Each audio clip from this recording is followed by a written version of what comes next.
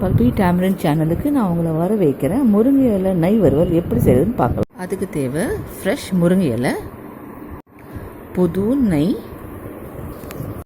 முருங்கை இலையை நல்லா ஆஞ்சிட்டு எல்லாத்தையும் எடுத்துகிட்டு பச்சை மஞ்சள்லாம் எடுத்துகிட்டு நல்லா நீக்கி அதை நம்ம ஒரு வாட்டி கழுவி காய வச்சுக்கலாம், இல்லை ஸ்ட்ரைட்டாகவே யூஸ் பண்ணிக்கலாம்.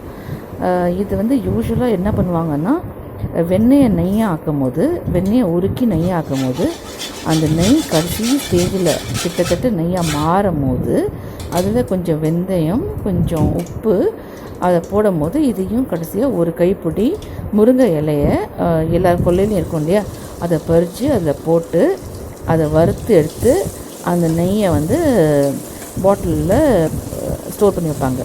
இந்த முருங்கை இலையை போடுறதுக்கு காரணம் என்னென்னா, ஒரு நல்ல மனம் கொடுக்கும் அதனால். ஆனால் அது அவ்வளோ டேஸ்ட்டாக இருக்கும்.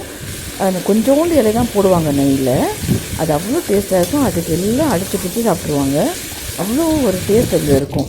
ஸோ நான் உங்களுக்கு இந்த பழைய ஒரு பழக்கத்தை, இப்போ யார் நெய்யெல்லாம் உருக்கிட்டு இருக்கா, ஃபஸ்ட்டு யார்கிட்ட மாடு இருக்குது, யார்கிட்ட பால் இருக்குது, யார் வீட்டில் வெண்ணெய் வருது நெய்யெல்லாம் உருக்கிறதுக்கு, நம்ம வெண்ணெயை வாங்கி தான் உருக்க முடியும்.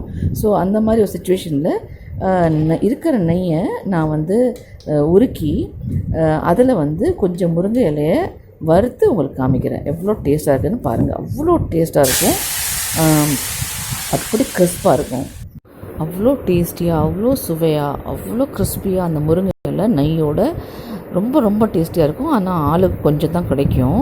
நீங்களும் அதை ட்ரை பண்ணி பாருங்கள். எல்லார் வீட்லேயும் இதுக்கு அடிச்சுருப்பாங்க. அது நெய் உருக்கும் போது தான் பண்ணுவாங்க. நீங்களும் ட்ரை பண்ணி பாருங்கள். பிடிச்சிருந்தா சப்ஸ்கிரைப் பண்ணுங்கள். ரொம்ப ரொம்ப நன்றி இது வரைக்கும் பார்த்ததுக்கு.